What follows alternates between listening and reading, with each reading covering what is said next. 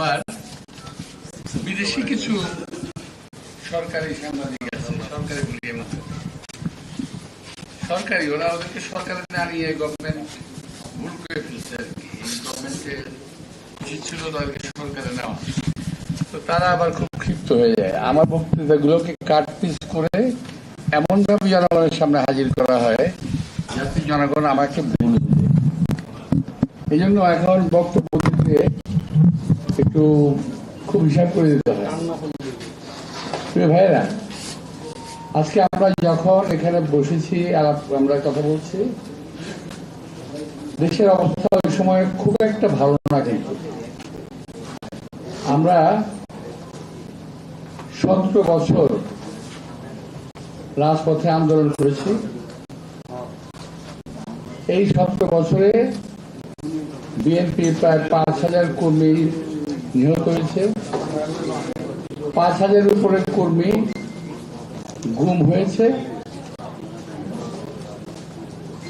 আমরা মানে আমাদের মতো লোক সহ, আমার বয়স তখন 75, আমাদের মতো লোক সহ আমার সামনে আমার যে কর্মী ভাইরা আছেন এদেরকে সহ আমাদেরকে জেল খাটতে হয়েছে সময়ে, বছরের পর বছর, মাসের পর মাস।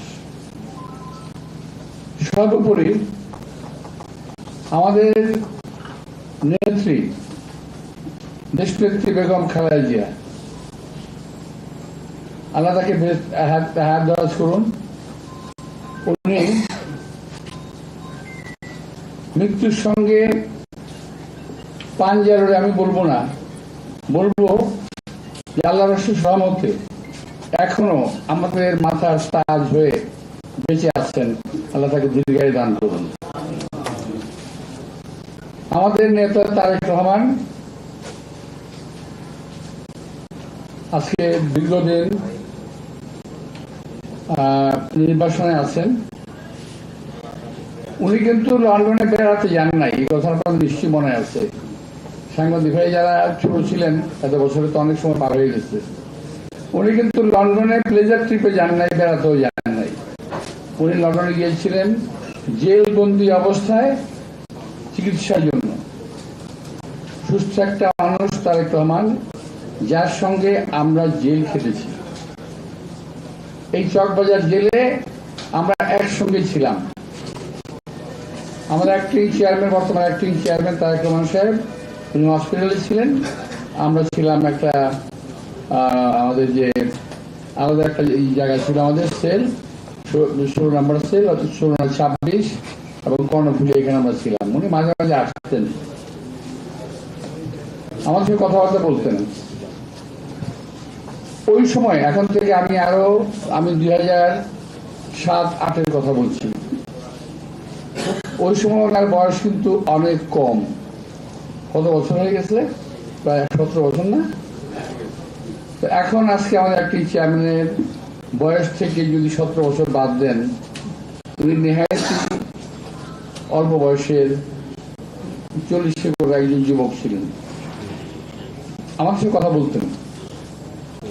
তারেক রহমান সাহেব আমাদের সঙ্গে কথা বলতেন, ঘন্টার খানেক আড্ডা মারতেন, কথা বলতেন। এবং আমি কখনো তার মুখে শুনি নাই যে আমরা কবে জেল থেকে বের হব। আমরা পড়তাম, আমি, আমান, পিন্টু, তারপরে টুকু সহ আরো অনেক নেতা আমরা ছিলাম। আমরা প্রায় মন খারাপ থাকতো, কবে জেল থেকে বেরোবো, আমরা কি বেরোতে পারবো, কিংবা কবে জেল থেকে বেরোবো। কিন্তু তিনি কিন্তু কখনোই আলোচনায় আমরা জেল থেকে কবে বেরোবে কথা বলেন নাই। উনি আলোচনা করতেন আমাদের সঙ্গে দেশের খাদ্য ঘাটতি কত আছে, কি করলে দেশের বিদ্যুতের অভাব পূরণ করা যাবে, এবং দেশের মানুষের সার্বিক সমস্যা নিয়ে তখন থেকে তিনি চিন্তা করতেন, যেটা আজও করেন। আমি গতকাল একটা বক্তব্য শুনেছি আমাদের কোন একটা প্রোগ্রামে, সেখানে আমি দেখলাম যে উনি স্বাস্থ্য, শিক্ষা, চিকিৎসার উপরে জোর দিয়ে কথা বলছেন। অর্থাৎ দেশ নিয়ে ভাবেন তারেক রহমান। এই তারেক রহমান সাহেবকে একদিন দেখলাম আমাদের চোখের সামনে থেকেই নিয়ে যাওয়া হলো সুস্থ অবস্থায় এবং পঙ্গু অবস্থায় জেলে ফেরত নিয়ে আসলো। কি ভয়ঙ্কর একটা চিত্র আমরা দেখলাম সেদিন। আমরা পরে জানলাম তাকে উপর থেকে ফেলে দেওয়া হয়েছিল। তারপর কি জানি বলে, কি একটা চেয়ার ঘুরে, যেটা মানে স্পিনিং চেয়ার, স্পিনিং চেয়ারে তাকে বসিয়ে স্পিন করা হয়েছে এবং তাকে হত্যা করার কিংবা পঙ্গু করার এমন কোন প্রচেষ্টা নাই যেটা ওই সরকার তখন করে নাই। সবই করেছে তারেক রহমানকে শেষ করার জন্য। আল্লাহর অশেষ রহমতে অ্যাক্টিং চেয়ারম্যান হিসেবে আজকে আমাদের দলের দায়িত্ব পালন করছেন। এবং আমি বলবো যে আমরা এখন থেকে 20 বছর আগে ওনাকে যা দেখেছি, 20 বছর আজকে দেখছি অনেক তফাৎ।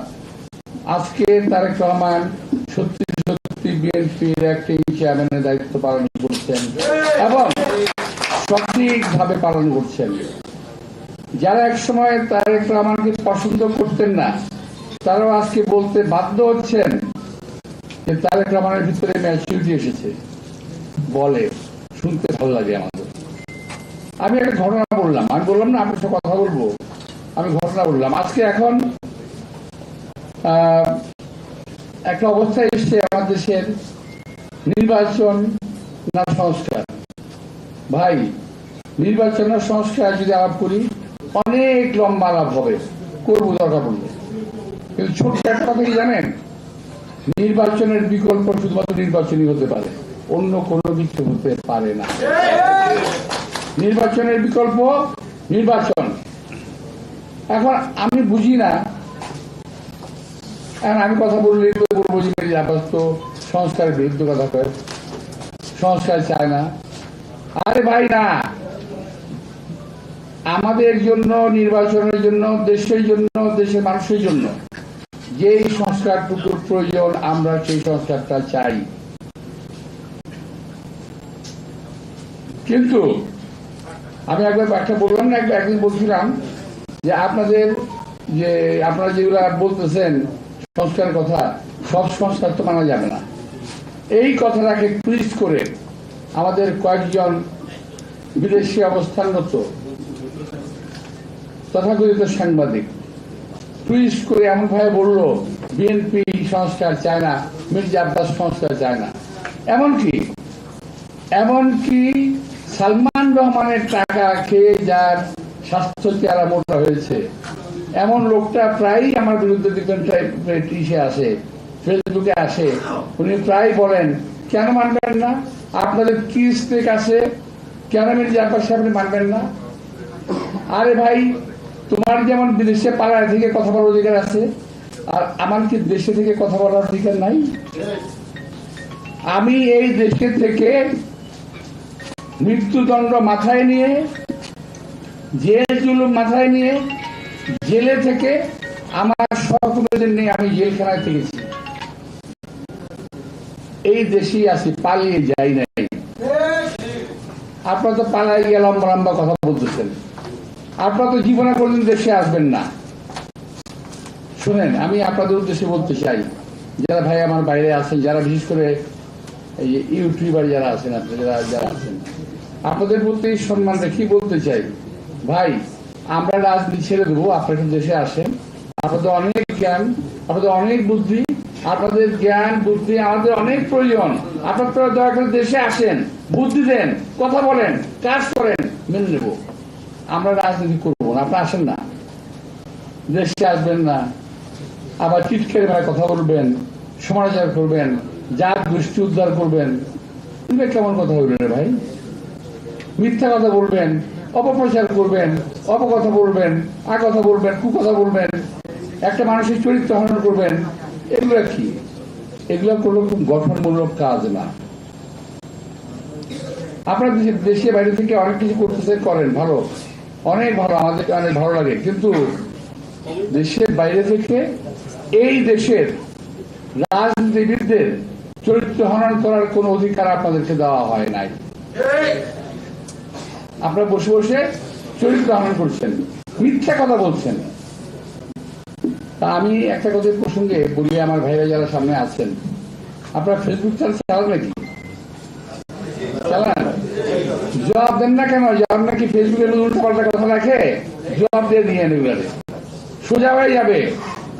জবাব দেবেন, এগুলোর প্রতি জবাব দিয়ে দেবেন যা আপনারা জানেন সত্যিকার কথা।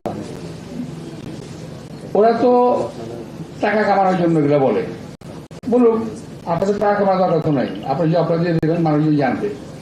তো প্রিয় ভাইরা, আজকে আমাদের দেশের যে বর্তমান অবস্থাটা, নির্বাচন সংস্কার, আমরা সংস্কারও চাই, আমরা নির্বাচনও চাই। কোন সংস্কারটা চাই? যেটা দেশের মানুষের জন্য প্রয়োজন, অপ্রয়োজনীয় সংস্কার যেটা আরো বিপদ ডেকে আনবে এমন সংস্কার আমাদের প্রয়োজন নাই, যেটা বিপদ ডেকে আনবে। এখন একটা জিনিস,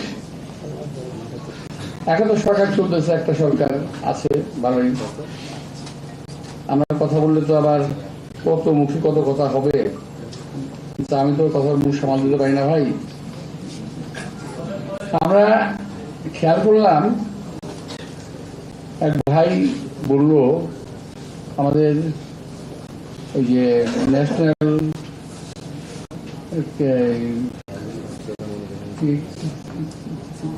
আমাদের এনসিপির এক ভাই তো না ছেলে, আমি দুঃখিত, ওই বয়সে আমি কমিশনার হই নাই, আমি কমিশনার ছিলাম 27 বছর বয়সে 1977 সালে। কমিশনার থেকে 5 বছর কমিশনার থেকে অভিজ্ঞতা অর্জন করে তারপর রাজনীতিতে জিয়া রহমান সাহেবের সঙ্গে রাজনীতি করা শুরু করি, আজকে এই পর্যন্ত আসছি। তো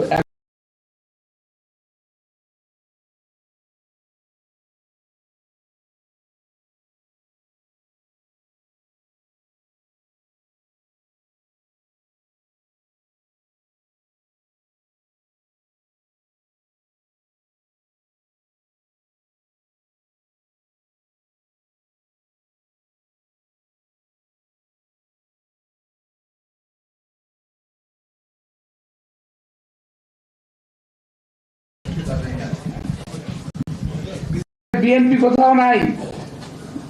যদি এই দেশকে আপনারা বাঁচাতে চান, আপনারা দাবি করেন যে আপনারাই এই দেশকে মুক্ত করেছেন, সে প্রসঙ্গে আমি পরে আসবো। তা যদি হয়, আরেকবার দেশটাকে মুক্ত করেন না, দেশের প্রশাসনের বিভিন্ন প্রতিষ্ঠানের সচিবালয়ের ভিতরে এই দেশে যে শত্রুগুলো বসে আছে, আওয়ামী লীগের দালালরা বসে আছে, তাদেরকে কেন আপনারা বের করেন না? আমি যদি বলি যে তাদের কাছে আপনারা অবৈধ সুবিধা পাচ্ছেন, এই কারণে বলেন না?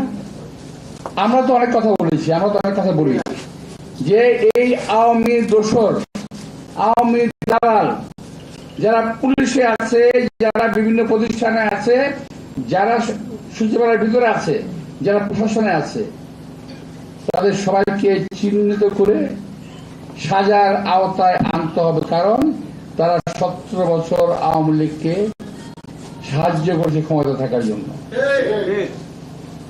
এরা কেউ বিচারের বাইরে যেতে পারবে না। আর একটা কথা, ইদানিং একটা গ্রুপ চালু করছে, খুব চালু, আমি জানি নাকি ফেসবুক আপনারা দেখেন এবং কাজ করেন, তাদের বলছি যে এখানে প্রতিবাদ করবেন। তারা বলার চেষ্টা করছে কি জানেন? বিএনপি আওয়ামী লীগকে পুনর্বাসিত করার চেষ্টা করতেছে। আরে ভাই কি কমু, আমার আর ভালো লাগে না এখন এটা কইতে। আরে ভাই 17টা বছর এদের যন্ত্রণায় পাগল হয়ে গেছি, পরিবার পরিজন সহ অশান্তিতে ভুগেছি, অসুস্থ হয়ে পড়েছি, অকালে বৃদ্ধ হয়ে গেছি, অনেক পরিবার ধ্বংস হয়ে গেছে বিএনপির এই আওয়ামী লীগের অত্যাচারে। বরং আমি বলতে চাই, আওয়ামী লীগকে যারা দেশে পুনর্বাসিত করার চেষ্টা করবে, তাদের বিরুদ্ধে আমাদের সংগ্রাম অব্যাহত থাকবে।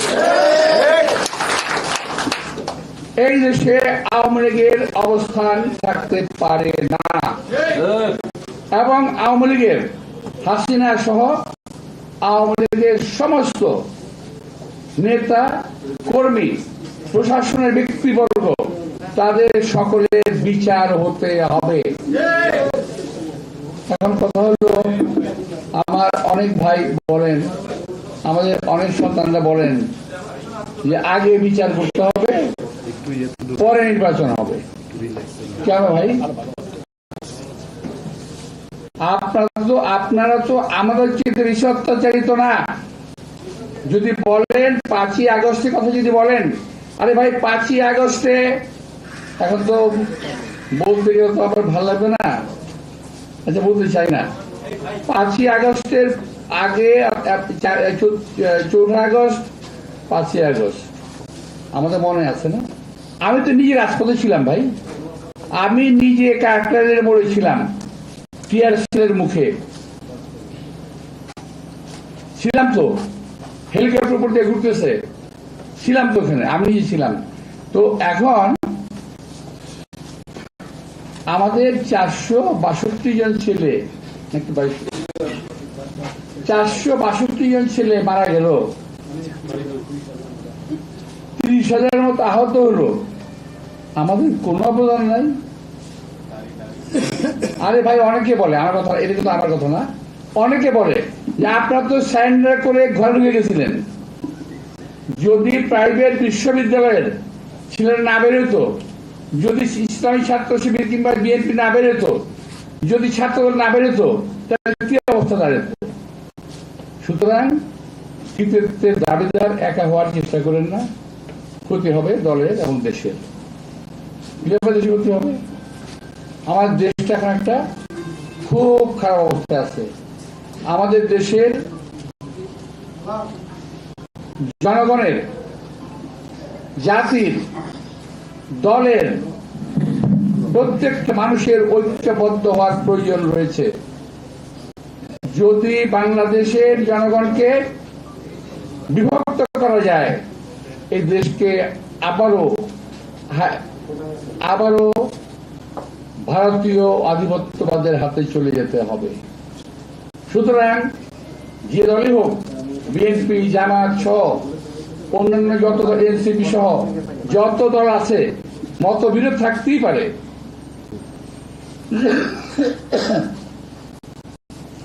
মতবিরোধ থাকতেই পারে আমাদের, কিন্তু জাতীয় স্বার্থে, দেশের স্বার্থে আমাদেরকে একটা কথা মনে রাখতে হবে, ঐক্যবদ্ধ থাকতে হবে। যদি জাতি, বাঙালি জাতির, বাংলাদেশী জনগণের একটাই কিন্তু শক্তি, আমাদের খুব শক্তি নেই, আমাদের অনেক অস্ত্র নাই, আমাদের অনেক কিছু নাই, কিন্তু একটা জিনিস আছে, সেটা হলো ঐক্য, যেটা আমরা জুলাই আগস্টে প্রমাণ করেছি। জাতীয় ঐক্য, এই দেশ থেকে স্বৈরাচারকে বিদায় করতে পেরেছি আমরা। আরেক পরীক্ষা হয়েছিল আমাদের কখন? 1971 সালে মুক্তিযুদ্ধের সময়। পুরো জাতি, কিছু লোক ছাড়া পুরো জাতি ঐক্যবদ্ধ হয়েছিল। এখনো এই দেশের স্বাধীনতা, সার্বভৌমত্ব রক্ষা করার জন্য আমাদের যেমন ঐক্য থাকতে হবে, তেমনি আমাদের বিপরীত শক্তি আমাদেরকে দ্বিধা বিভক্ত করার জন্য চেষ্টা করছে, সেদিকে আমাদের খেয়াল রাখতে হবে। প্রিয় ভাইরা, আমি আবার ওই জায়গায় যাব, ওই যে সোশ্যাল মিডিয়া। এটা হলো যে এদের কাজ কি জানেন? শুধুমাত্র দেশের ভিতরে একটা অস্থিতিশীল অবস্থা, পরিস্থিতি তৈরি করে রাখা, যে কোনো অবস্থাতেই। তো এদের কাছ থেকে সাবধান থাকবেন এবং প্রয়োজনে জবাব দিবেন। জাতি এবং বিবেক এখনো অন্ধ হয়ে যায় না, দু একজন লোকের কথায় সব শেষ হয়ে যায় না, শেষ হয়ে যাবে না। তো প্রিয় ভাইরা, আজকে আমাদের যে নির্বাচন ব্যবস্থা, এটা কিন্তু ধসে পড়া। এটাকে আজকে ডক্টর ইউনূস সাহেব ঠিক করার চেষ্টা করেছেন, ঠিক করছেন, নির্বাচন হবে। কিন্তু নির্বাচন নিয়ে কোন রকম ধোঁয়াশার সৃষ্টি করা যাবে না, যদিও এখন কিন্তু নির্বাচন নিয়ে একটা ধোঁয়াশা সৃষ্টি হচ্ছে। আমি আমার দিক থেকে বলতে পারি, আমার দিক থেকে আমার যে পলিটিক্যাল, আমার যে অভিজ্ঞতা অ্যানালিসিস, এটা কিন্তু ভাই সাংবাদিক ভাই, আমি আবারও বলি, এটা আমার কথা, আমার দলের কথাও না, অন্য কারো কথাও না। যা অবস্থা আমি দেখতে পাচ্ছি, আমি বলেছিলাম যে আপনাদের সব কথা তো মানা যাবে না। আচ্ছা বলেন তো, সবাই কি সব কথা মানছে? এই যে আলোচনা এই হচ্ছে এতদিন যাবৎ, সবাই কি মানছে? কেউ 10টা মানছে, কেউ 5টা মানছে, কেউ 15টা মানছে, এবং কারেকশন হচ্ছে। আর আমি যে এই কথাটা 1 মাস আগে বলছি, 2 মাস আগে বলছি যে আপনার বলবেন সেটা কারেকশন করবো, কারেকশন হচ্ছে। এখন কথা বলেন না কেন? লম্বা লম্বা কথা বলতেছিলেন। যা বলি ঠিক বলি। এখনো বলছি যে এখন যে প্রক্রিয়া হচ্ছে, আমি ডাক্তার প্রফেসর সাহেবকে শ্রদ্ধা জানিয়ে কথা বলতে চাই। এই কয়েকদিন আগে একটা রোগ নিয়ে হয়েছে, কিনা কি নাম, এই কয়েকদিন আগে সুফিউল নামের একজন রোগ নিয়ে হয়েছে। তো এটা আওয়ামী লীগের প্রোডাক্ট, আরো আওয়ামী লীগের প্রোডাক্ট কিন্তু আপনার ডাইনে ভাই আছে। আপনি একটু দয়া করে ওদের কাছ থেকে সাবধান থাকেন, ওরা কিন্তু আপনাকে ডিটেল করে ফেলবে। আমি আবার বলছি, সচিবালয়ে 4 জন, নাম বলবো না আমি,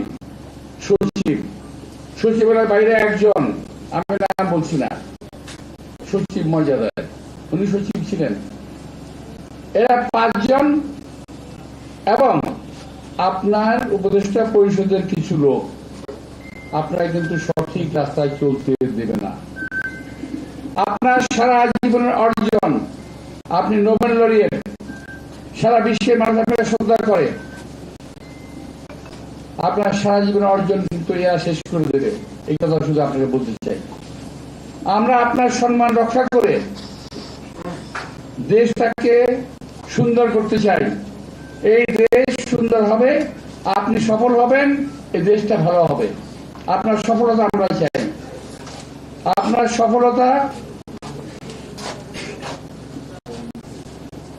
সফলতা আমার দেশের মানুষ চাই, আমরা চাই। আমার নেতা তারেক রহমান সাহেব তিনিও চান যে আপনি সফল হন। আপনার সফলতার উপরে নির্ভর করছে আমাদের দেশের স্বাধীনতা, সার্বভৌমত্ব। তাই আমাকে ভুল বুঝবেন না কেউ। আমি বলতে চাই যে আপনি দয়া করে এদের কাছ থেকে সাবধান থাকবেন। একে অপরকে আমরা দালাল বানাচ্ছি, এটা যেমন ঠিক না, আবার দালাল যে আছে এই কথা অস্বীকার করা যাবে না। সুতরাং এদেরকে চিহ্নিত করে এদের হাত থেকে বেঁচে থাকবেন। আজকে আমি জনগণের প্রত্যাশা অনুযায়ী এই নির্বাচন কমিশন নির্বাচন দেবেন এবং ডক্টর ইউনূস সাহেব বলেছেন ডিসেম্বরে না হোক জুনে হবে। এই কথাটাই আমাদের একটা বিব্রতর অবস্থা ফেলে দিয়েছে যে একবার বললেন ডিসেম্বর, আবার বললেন জুন। এই যে আপনাকে একটা বিব্রতর অবস্থা ফেলেছে তা আপনি নন। আমি শ্রদ্ধেয় ইউনূস সাহেবকে বলতে চাই, এটার জন্য আপনি দায়িত্ব বহন করেন না। আপনি ডিসেম্বরে পড়ার পরই আপনার অন্য একজনকে বলে দিল জুনে, পরে আপনি এটা এন্ডোর্স করলেন। কিন্তু এই যে বিষয়টা, এর মধ্যে আমি বেশ ভালো একটা সন্দেহ করার মতো যথেষ্ট যুক্তি আছে যে এই নির্বাচনটা যেন না হয়। প্রিয় ভাইরা, আমি একটা কথা বলি, যেটা আমার নিজের কথা, আমি আগে বলছি এখন বলছি, নিজের কথা, এটা কিন্তু বলার কথা না। আমি বিশ্বাস করছি না, আমি আশা করছি, একটা কথা আছে ইংরেজিতে, hope for the best, think for the West. ভালো কিছু আশা করো, খারাপ কিছু চিন্তা করো। খারাপ করার চিন্তা করো, ভালো কিছু আশা করো। আমি ভালো কিছু আশা করি, খারাপটা ভাবে এইভাবে সম্ভবত নির্বাচন খুব তাড়াতাড়ি ওনারা করবেন না। আমি তার কোন লক্ষণ আমি দেখি না। কয়েকটা দল যা শুরু করছে, এইটা না হলে নির্বাচন হবে না, ওইটা না হলে নির্বাচন হবে না, এইটা না হলে নির্বাচন হবে না। যদি এগুলো হতে থাকে নির্বাচনে কেমন হবে ভাই? কেউ বলেই ফেলেছেন যে আমরা নির্বাচনে যাব না। আরে ভাই, কয়েকদিন আগে হলে আপনার নির্বাচনে গেলেই কি না গেলেই কি? আমরা অচিন্ত কেনা বাংলাদেশে মানে আপনারা নির্বাচন যাবেন না, ধমক দেন, কোনো লাভ নাই। আমার মনে হয় নির্বাচনটা যথাসময়ে আমরা আশা করতে পারি। আমি খারাপ কথা বললাম, আমি খারাপ কথা বললাম, খুব দ্রুত নির্বাচনের সম্ভাবনা কম। আর ভালো কথা বললাম যে আমি আশা করছি নির্বাচনটা হবে। এখন এই যে কথা বললাম ভাই, কোনটা লিখবেন আপনারা? কোনটা লিখবেন? তুমি যে লিখে যাই যে নির্বাচন হবে না লিখবেন, না নির্বাচন হবে লিখবেন? ভাই লিখলে দুইটা ভালো করে লিখবেন, এটা কিন্তু উল্টা পাল্টা করেন না। এমনি লেগে দিয়েছে ব্লগার আমার পিছনে। তো যাই হোক, তো আর একটা কথা ভাই, সাংবাদিক আপনি বলি, আমার সম্পর্কে এই বেশ ভালো ভালো কথা আজকাল ব্লগাররা লিখতেছে। তো এখন আমি মনে মনে খুব চিন্তা করলাম, ওরা আমার কথা লিখতেছে, খুব আজে বাজে ভাবে কথা লিখতেছে, মনটা খারাপ হয়ে যায়, আসলে খারাপ হয়ে যায়। কিন্তু দেখলাম আমি না, আমাদের মির্জা ফখরুল ইসলাম বলে ধরছে, তারপরে দেখলাম ফজলুল সাহেব ধরছে, তারপরে দেখলাম সালাউদ্দিন সাহেব ধরছে, আমার ভাতিজা ইসলাককে ধরছে। আমাদের গতকাল দেখলাম অ্যাক্টিং চেয়ারম্যান তারেক রহমান সাহেবকে বলছে, ওটা বলছে আরেক লোক। অর্থাৎ আপনি খেয়াল করে দেখেন, অন্য কোন জুনিয়র নেতার সঙ্গে কিন্তু কিছু বলতেছে না, শুধুমাত্র যারা বিএনপির মধ্যে একটু মানুষজন লাইক করে, পছন্দ করে যাদেরকে, এদের বিরুদ্ধে লিখতেছে কয়েকটা লোক। এবং আমি মনে করি এই লোকগুলো দেশ এবং জাতির শত্রু।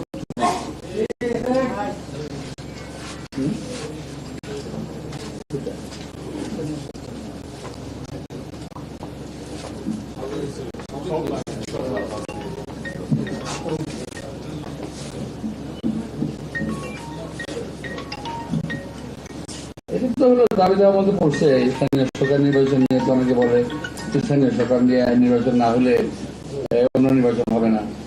ভাই এগুলা নিয়ে আমি আগে দিচ্ছি না, অনেক কথা বলে ফেলেছি। তো যা বলছি এটাকে যদি একটু সামাল টামাল দিয়ে আপনি লিখতে পারেন, মানে যে বাঁচবো, নাহলে কিন্তু ব্লগাররা যে কি করবো এটা আল্লাহ জানে। এখানে পোস্টমর্টেম কইরা এক এক অংশ এক জায়গায় ফেলাই দেবো নিয়ে। তো এটাতে যদি আপনি যদি দেখেন, যদি পান, আপনি একটু দয়া করে প্রতিবাদ করেন, দয়া করে প্লিজ। আমি এই অত্যাচারে একটু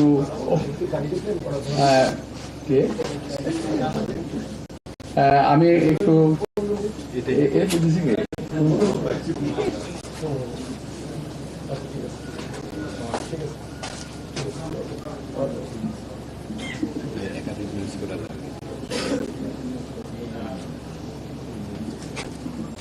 নির্বাচন নিয়ে তো বললাম আমি, নির্বাচনের কথা বলছি আমি ভাই, একবার তুমি হলো না এগুলো নিও, আমার আমি বলতে পারি। হ্যাঁ, যাই হোক। তো এখন আরেকটা বিষয় হলো কি, অবিভক্ত ঢাকার মেয়র ছিলাম না এক সময় আমি। তো আমার মনে হয় খারাপ চালাই না এই সময়, আল্লাহর রহমতে। মানে এখন যে আপনার দেখতেছেন না যে কামান দিয়ে মশা মারতেছে, যে আচ্ছা ধরেন এই কামানগুলি না থাকতো এখন কি হতো? এই কামান কিন্তু আমি আনছিলাম ইম্পোর্ট করে শিবার গেইকি এবং রোল্যান্ড কোম্পানি থেকে, আমি আনছিলাম 50টা প্রথম। এদের খবর কিছু জানতো না। তো অবিভক্ত ঢাকার মেয়র ছিলাম আল্লাহর রহমতে, এটা অত্যন্ত গর্বের বিষয়। ওই ঢাকাকে দুইটা ভাগ করলো, এবং এটা আমার মনে হয়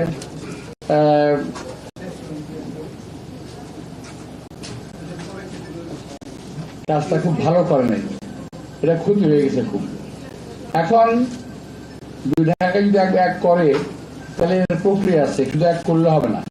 এখন ঢাকা অনেক বড় হয়েছে, এক করলে হবে না। প্রশাসনের একটা সুবিন্যস্ত একটা প্রশাসন তৈরি করতে হবে।